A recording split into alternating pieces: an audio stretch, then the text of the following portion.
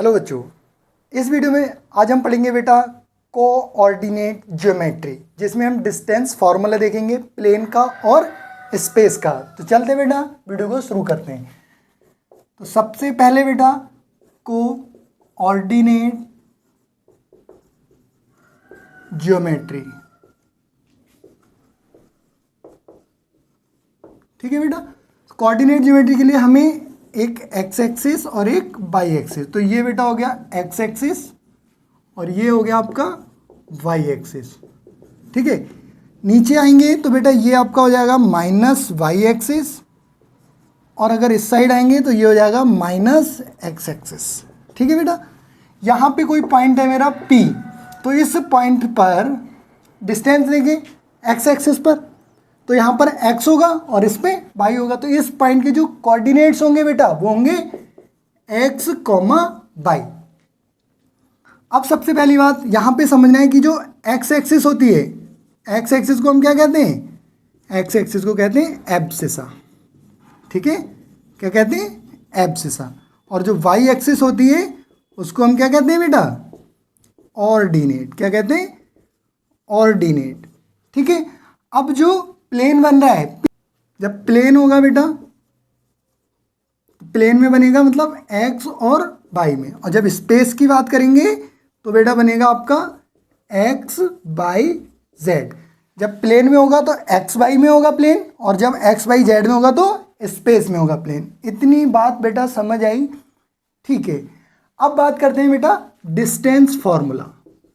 Distance formula, ठीक है।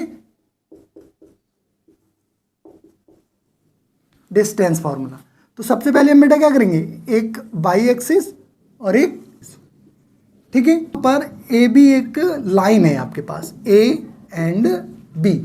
अब इस ए बी लाइन की आपको क्या निकालना है? डिस्टेंस निकालना है। क्या निकालना है बेटा? डिस्टेंस निकालना है। तो यहां पर मैं लिख सकता हूं डी, फाइंड आउट करनी है। तो कैसे फाइंड आउट करेंगे? तो इसका हम फॉर्मूला बताएंगे बेटा, और कैसे किस तरीके से निकालेंगे। तो यहाँ पर देखो, अगर मैं देखूँ बेटा तो ये सबसे पहला हो गया x1। अगर मैं इसको नीचे लेके आता हूँ x एक्सिस पर तो ये हो गया x2, और इसको अगर मैं y एक्सिस पर देखूँ तो ये हो गया y1, और यहाँ पर देखें इस वाले पॉइंट को तो ये हो गया y2।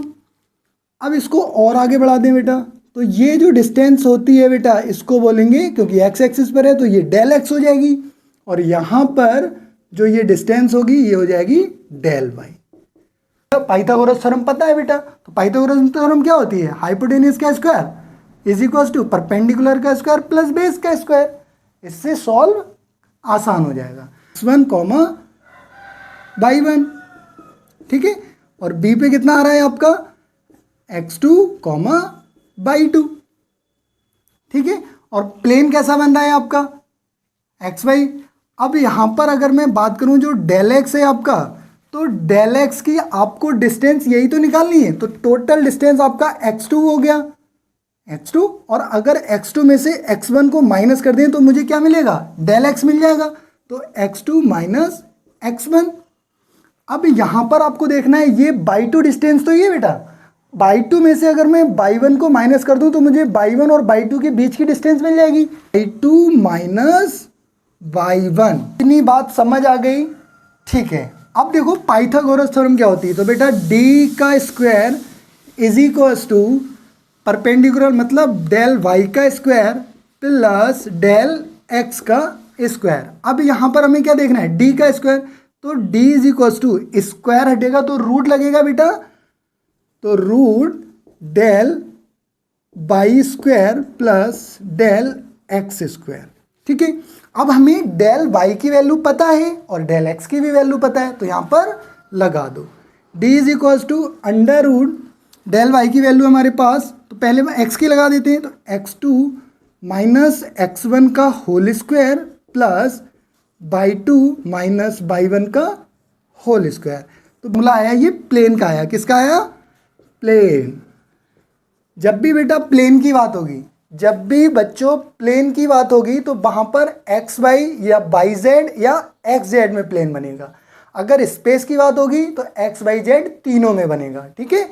तो अब D is equals to, space के लिए देख लेते हैं, तो स्पेस के लिए हम डायरेक्ट भी लिख देंगे फॉर्मूला, x2 माइनस x1 का square plus y2 minus y1 का स्क्वायर, ये स्क्वायर होगा बेटा, प्लस z2 माइनस z1 का स्क्वायर। ये आपका स्पेस के लिए हो जाएगा। किसके लिए हो जाएगा बेटा? स्पेस, ये स्पेस के लिए हो जाएगा। अगर बेटा वीडियो अच्छा लगा हो तो वीडियो को लाइक करें, कमेंट करें, शेयर करें और हमारे चैनल को सब्सक्राइब करें।